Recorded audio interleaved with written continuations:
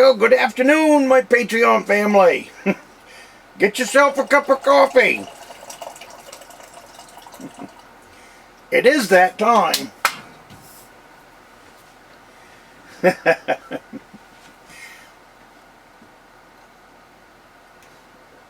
Well, I've got some good news.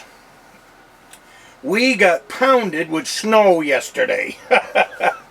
It was a good storm. I would say almost 2 feet is what's out here on the ground just from that storm. We are right in the heart of winter now, let me tell you. I just came back in. The sun is out nice today. I went out, got the vehicles shoveled off, cleaned off.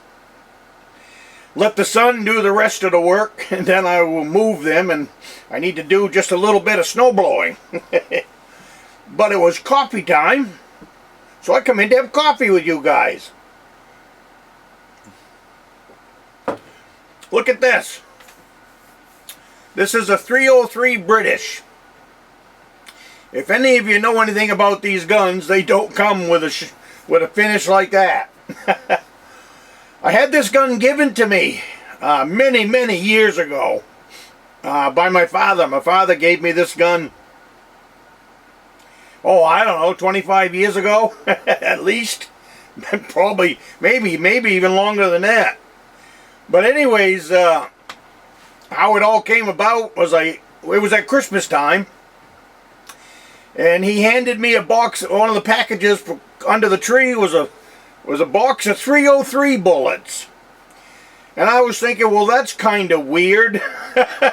I don't have a 303. But all right. I got a little heater on. I got to turn it off. I'm baking. I said, well, that's all right. I still was thinking that's kind of odd. But anyways, a little bit later on, he pulled this out of the closet and said, this goes with that box of bullets. So anyways, but what I did to it was I stripped it all down back then, sanded it down to nothing, and then put on 3 coats of polyurethane, water sanded in between each coat, and this is a beautiful rifle now. The woodwork in it is unbelievable. So it was a real pleasure. It was a winter project. I used to do that quite a bit. I use wet sandpaper to get the real good finish on there. And then you finish off with some real fine steel wool. So clean her all up, tack rag it, it's all of that. Get the dust off it, and put the polyurethane to it. But outside of that, let's see. Yeah, I never had a scope on this one. I might have. Seems like I did for a while, and then I picked up another 303, and I had sold it to my father, and that one had a scope mount on it. So I'm not sure if I had the scope on this one or on that one. But doesn't matter here neither. I haven't shot that gun in 20 years. But I figured I'd take it out today and show it to you guys.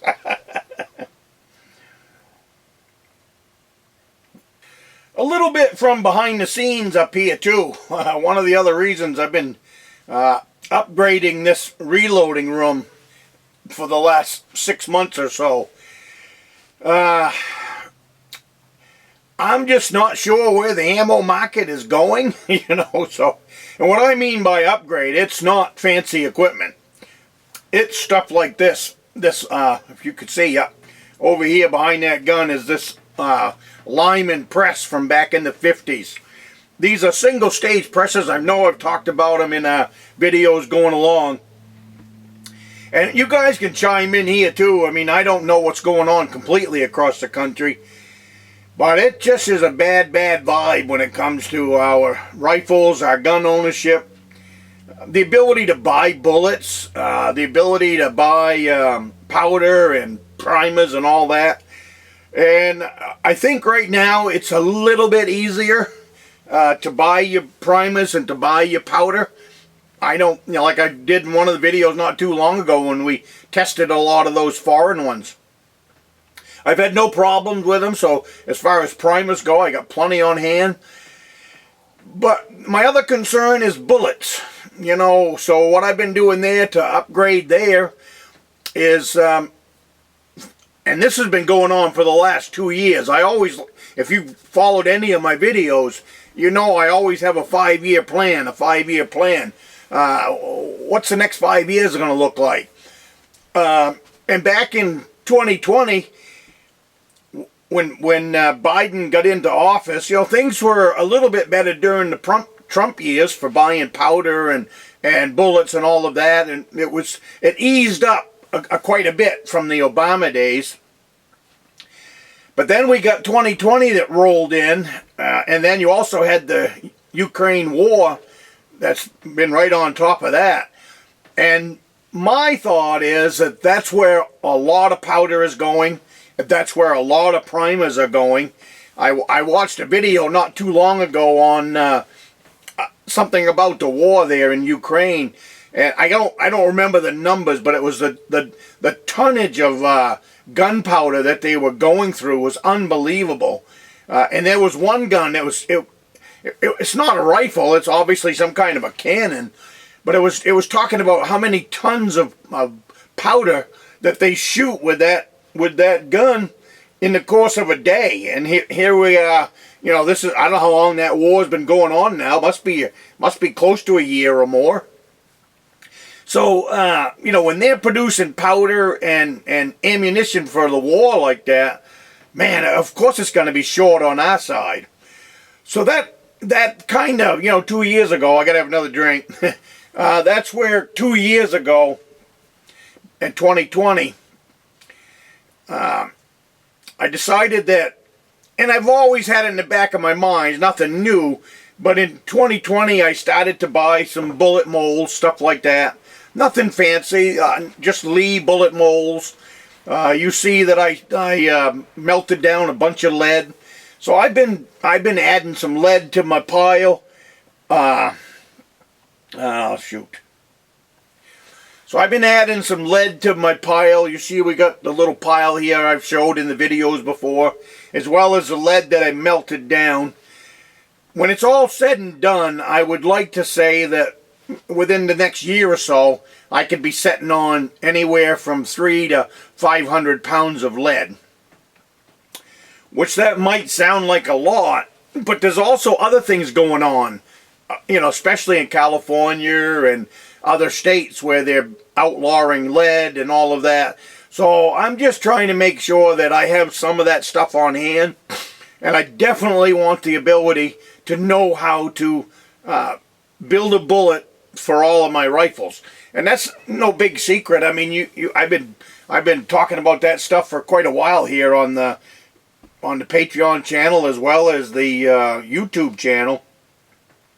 I don't want to own a rifle that I cannot build a bullet for, or I cannot purchase a bullet for. So some of the bullets, you know, like in my 25-06, the bullet that I had worked up, the load I had worked up for the 25-06, was discontinued.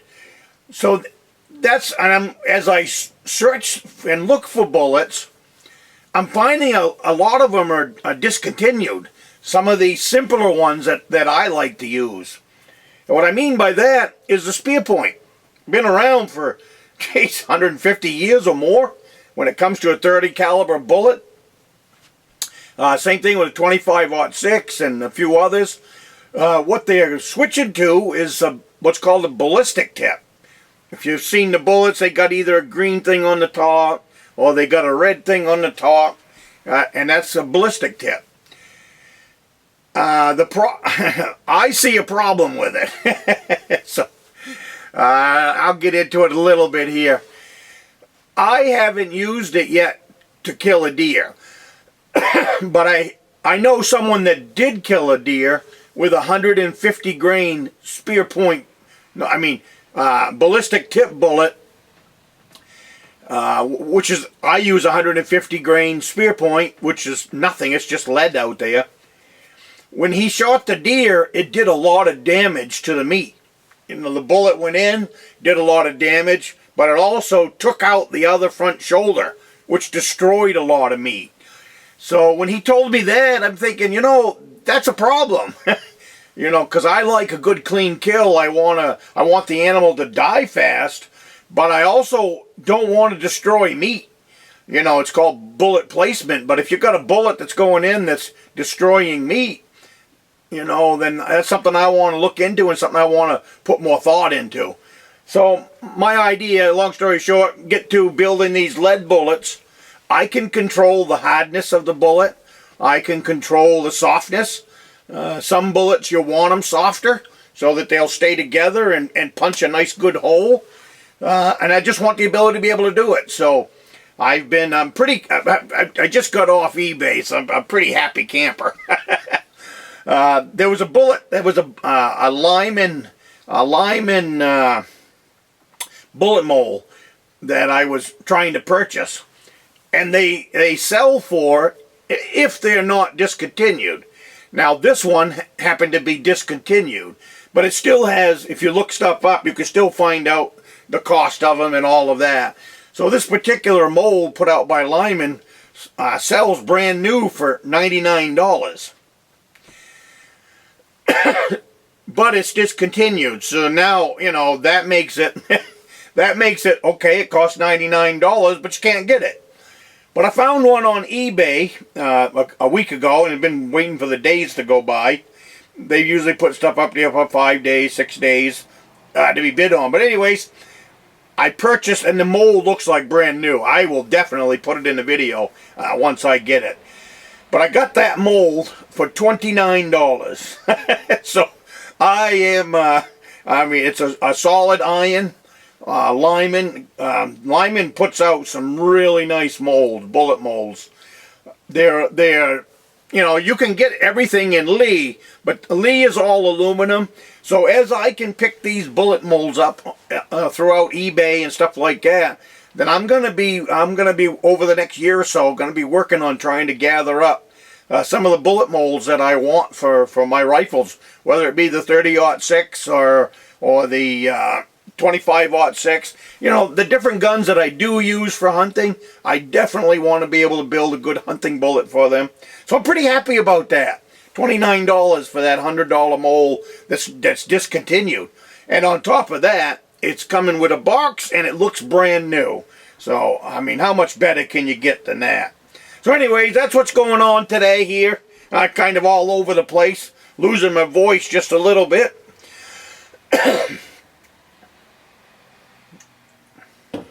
That's been happening quite a bit lately for some reason. Well, it's always this time of year.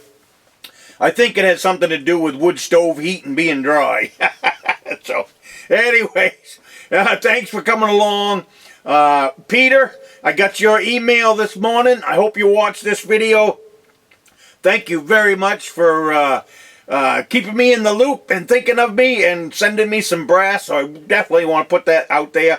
And the same thing with Eric. I want to say thank you to Eric. Eric, I just got your email just before I sat down to do this about the 38s. I definitely shoot 38 special.